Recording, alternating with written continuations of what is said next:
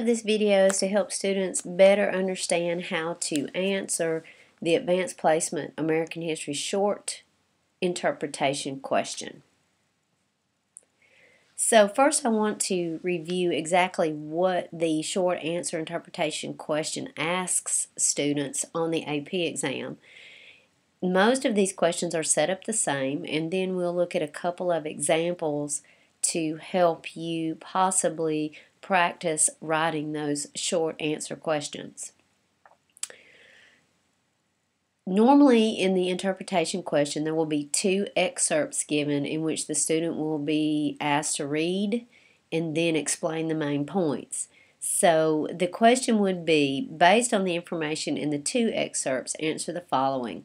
A. Briefly explain the main points of the first argument. Briefly explain the main points of the second argument in B.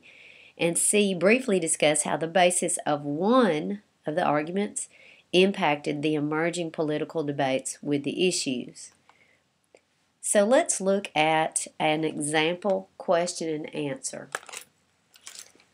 This excerpt comes from Thomas Jefferson, and you can see in the title that it is on the constitutionality of the Bank of the United States in 1791.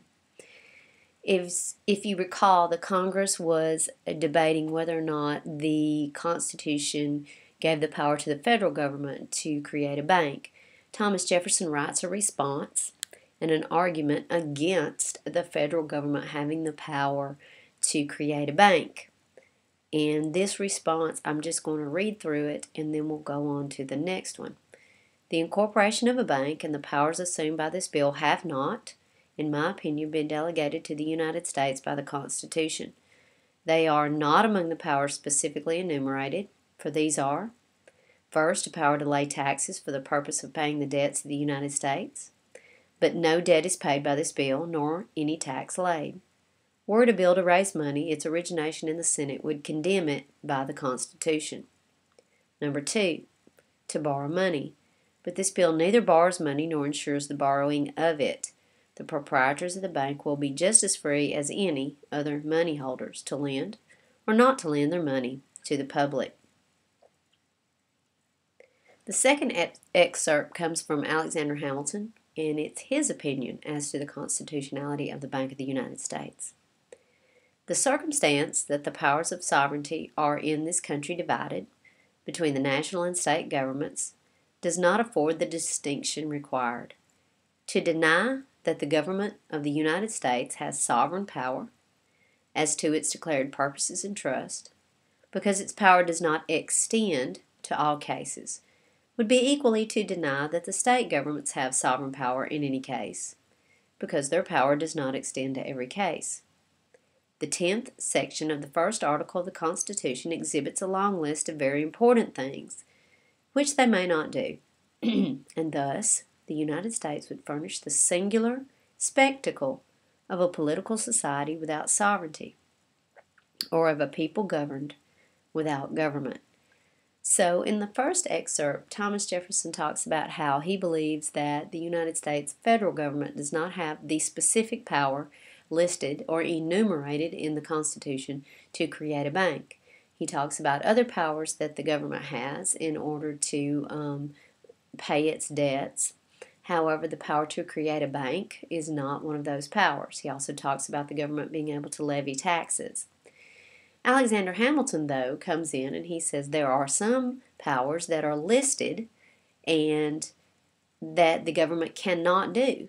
And a bank is not specifically listed as a power or a thing that the government cannot do. Therefore, Alexander Hamilton stands on the side of, if it's not strictly prohibited by the Constitution, the federal government can extend its power and create a bank. Whereas Thomas Jefferson, in a strict interpretation of the Constitution, says that the federal government cannot create a bank because it does not specifically state in the Constitution that the government has this power. Alexander Hamilton tended to be a loose constructionist and to like to use the elastic clause, which meant that governments could extend their powers or stretch their powers to do things that would seem necessary. He even says at the end that the government will be a spectacle of a political society if it doesn't use this power to extend or stretch its powers to do things that are necessary over time. Here is the answer that was offered in letter A, Thomas Jefferson's explanation, or the explanation for Thomas Jefferson. Jefferson argued the authority to create a bank is not enumerated in the Constitution, therefore, it is unconstitutional to create such an entity. Letter B, explain Hamilton's argument. Hamilton's argument is based on the idea that there's a list of, quote, very important things, unquote, the federal government cannot do, but the creation of a national bank is not among those items. Therefore, the national bank is indeed constitutional. C, briefly discuss how the basis of one of the arguments impacted politics or political debates with the issues. Hamilton's argument demonstrated the Constitution does not have to explicitly call for something like the bank for that entity to exist within the legal structure of the United States. The framers of the Constitution had no concept of what would happen in the U.S., both how quickly the country would expand and the technological development that would occur. The idea that the Constitution had to adapt to different time periods was very significant. So what we notice by these examples is that the letter A and B, they don't have to be very long. The explanation can be quite short. But the letter C, well, you need to be a little more specific in how you explain how the arguments emerge into the political debates with the issues. So now we're going to look at another example.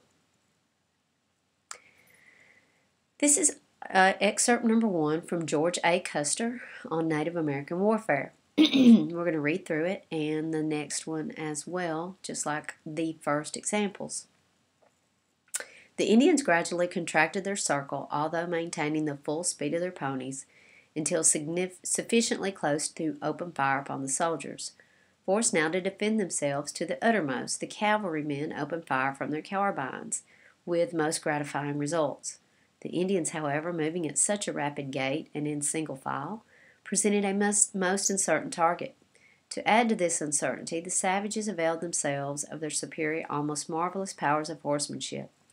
Throwing themselves on the side of their well-trained ponies, they left no part of their persons exposed to the aim of the troopers, except the head and one foot. And in this posture they were able to aim the weapons either over or under the necks of their ponies, thus using the bodies of the latter as an effective shield against the bullets of their adversaries. This excerpt comes from George A. Custer's book on Native American warfare, which would have possibly been read by other military people, members of Congress or the U.S. government, or people traveling west, and they could learn about the fighting abilities of the Native Americans. Excerpt 2 comes from Buffalo Bill, or William Cody, from his book, Native Americans Chase, or from an excerpt called Native Americans Chase Buffalo Bill. The Indian who was riding the spotted horse was armed with a rifle and would occasionally send a bullet whistling along, sometimes striking the ground ahead of me. I saw that this fellow must be checked, or a stray bullet might hit me or my horse, so suddenly stopping Brigham, I raised old Lucretia to my shoulder, took deliberate aim at the Indian and his horse, hoping to hit one or the other, and fired. He was not over 80 yards from me at this time, and at the crack of my rifle went down his horse. Not waiting to see if he recovered, we were again fairly flying towards our destination. We had urgent business just then, and were in a hurry to attend to it. The other Indians had gained on us while I was engaged in shooting at their leader. To return their compliment, I occasionally wheeled myself in the saddle and fired back at them, and one of my shots broke the leg of one of their horses.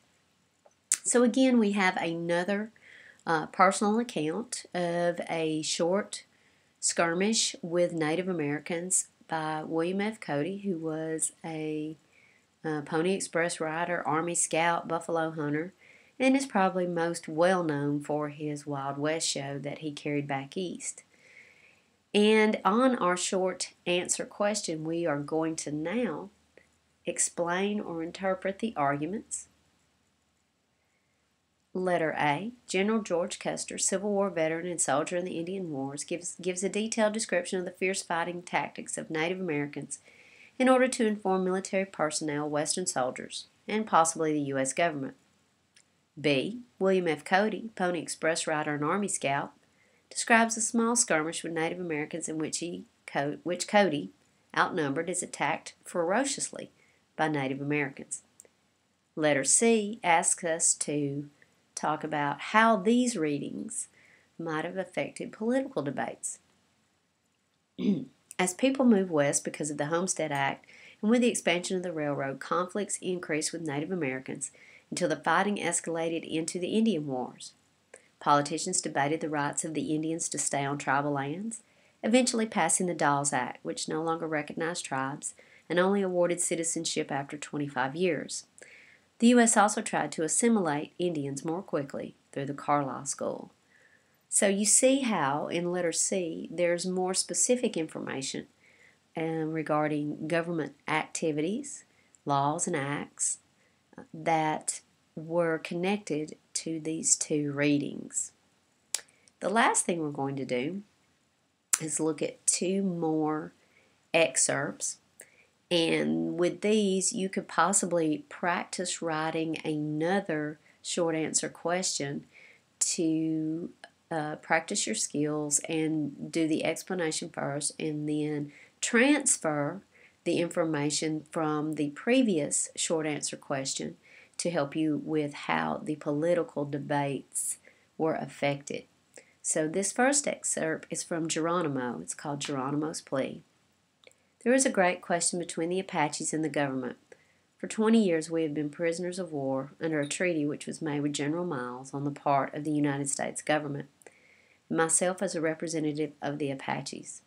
That treaty has not at all times been properly observed by the government, although at the present time it is being more nearly fulfilled on their part than heretofore. In the treaty with General Miles, we agreed to go to a place outside of Arizona and learn to live as the white people do.